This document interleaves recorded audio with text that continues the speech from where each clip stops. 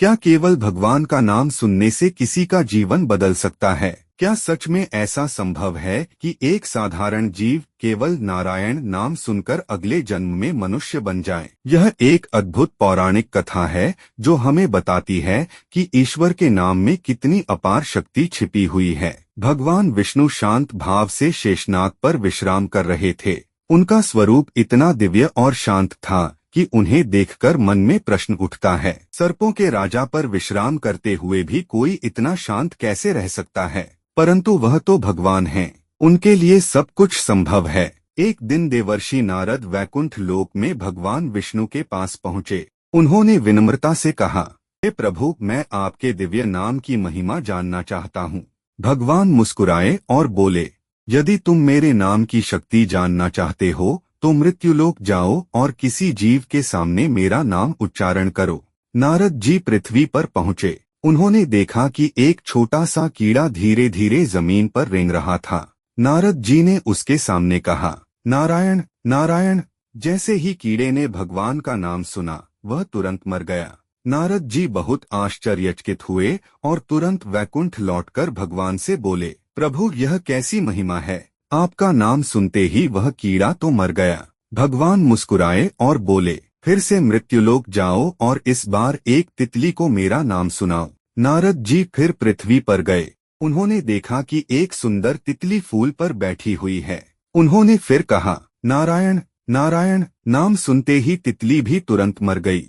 अब नारद जी और भी परेशान हो गए। वे वापस भगवान के पास गए और बोले, प्रभु, आपका नाम तो जीवन देने वाला होना चाहिए, पर यहाँ तो जीव मरते जा रहे हैं। भगवान ने शांत स्वर में कहा, इस बार किसी हिरण के बच्चे को मेरा नाम सुनाओ। नारद जी गए। उन्होंने एक हिरण के छोटे से बच्चे को खेलते हुए देखा। डरते डरते उन्होंने भगवान का नाम लिया, नारायण, और आश्चर्य, वह हिरण शावक भी उसी क्षण मर गया। अब नारद जी बहुत दुखी हो गए। उन्होंने भगवान से कहा, प्रभु, मैं यह लीला समझ नहीं पा रहा हूँ।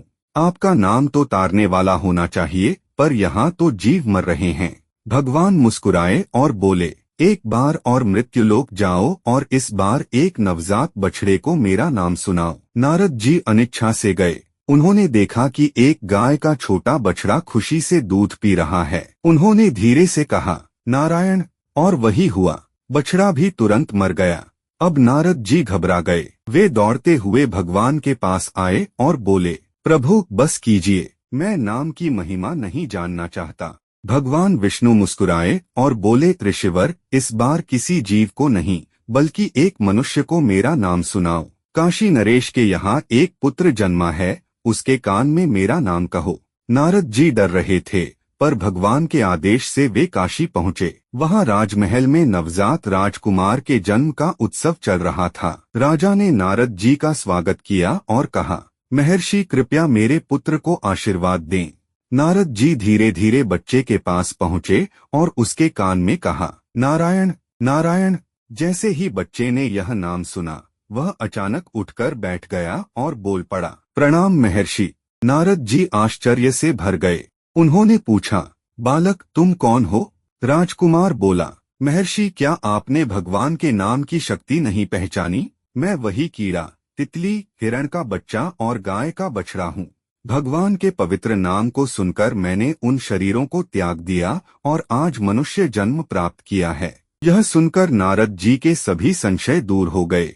तब उन्हें समझ आया कि भगवान का नाम केवल मृत्यु नहीं देता, बल्कि आत्मा को ऊंचा उठाकर श्रेष्ठ जन्म देता है। इसलिए कहा गया है, भगवान का नाम किसी भी तरह लिया जाए, उसका फल अवश्य मिलता है, चाहे मन से, चाहे वाणी से, चाहे ध्यान में। ईश्वर का नाम लेने से मन को शांति, जीवन को दिशा और आत्मा को मुक्ति मिलती है। जय श्री विष्णु, जय श्री राम।